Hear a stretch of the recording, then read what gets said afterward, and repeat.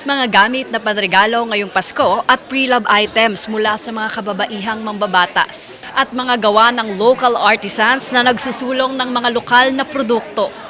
Isinagawa ngayon sa Kongreso ang garage sale for a cause sa hangaring tumulong sa mga pamumuhay ng mga kababaihang biktima ng mga nagdaang sakuna at krisis sa bansa.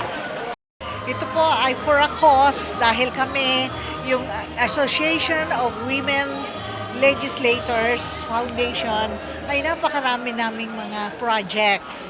At pinaka-recent na project namin na pinagmamalaki namin ay yung Women and Children's Unit sa National Mental Health doon sa Mandaluyong.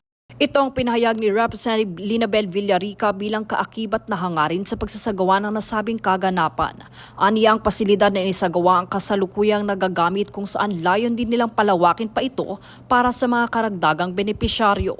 Dito kanyang inihayag na kapwa nagtulong-tulong ang mga kababaihang mambabatas gaya ni na Gabriela Representative Sara Ilago, former President Gloria Arroyo at iba pang tampok upang maipaabot ang pangangailangan ng mga kababaihang biktima ng mga nagdaang sakuna at maging pang-aabuso. Kung saan noong nakaraang taon ay umabot sa halos 4 na milyong piso ang nalikom sa fundraising project na nakapagpatayo ng Women's Crisis Center sa Metro Manila at inaasahan rin magbukas sa iba't ibang rehiyon.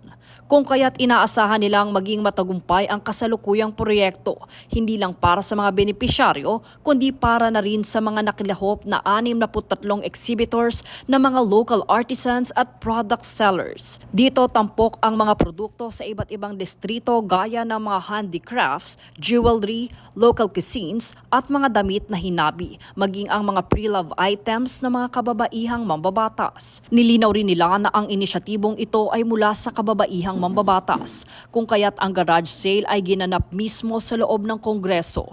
Anilay ito'y kusang loob na pagtutulungan ngayong Pasko at ang malilikom dito ay siyang gagamiting pondo para sa layuning makapagpatayo pa ng karagdagang Women's Crisis Center na tutugunan ang pangangailangan ng mga kababaihan sa bansa.